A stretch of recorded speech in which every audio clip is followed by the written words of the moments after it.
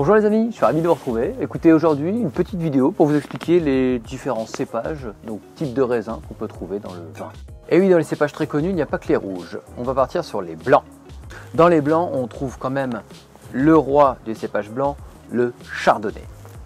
Alors le chardonnay, c'est quoi? C'est des arômes vraiment de beurré, toasté, c'est assez gras en bouche, c'est une palette aromatique assez large, c'est facile à marier avec du poisson, avec du petit fromage, avec une petite salade. C'est un cépage qui plaît énormément, qui est cultivé à peu près partout dans le monde, qui donne des vins faciles à boire, charmants. Alors le deuxième cépage blanc très connu est le sauvignon blanc. Le sauvignon blanc, c'est des arômes de pamplemousse, de fruits de la passion. Ça va vous donner des vins assez vifs, élégants et parfumés.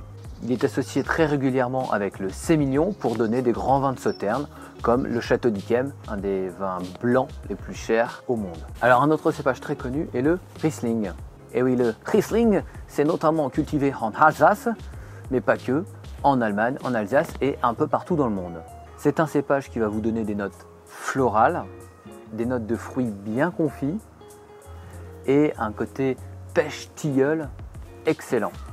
Il peut être cultivé en vendange tardive, en grain noble. Ce sont différentes techniques de vinification, mais qui donnent quelque chose de très bon, très construit, bien fruité. C'est vraiment délicieux au repas de Noël avec du foie gras ou d'autres fruits de mer.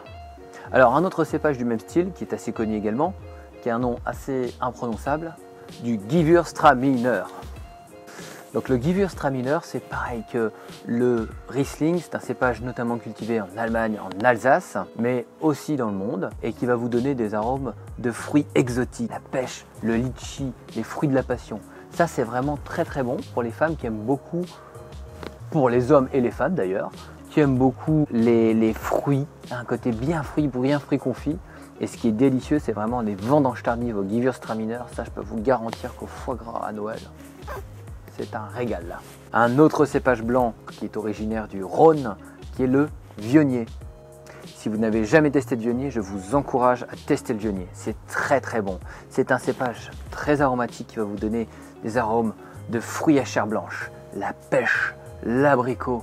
C'est délicieux, ça vous laisse une pellicule de gras dans la bouche avec un petit côté miellé.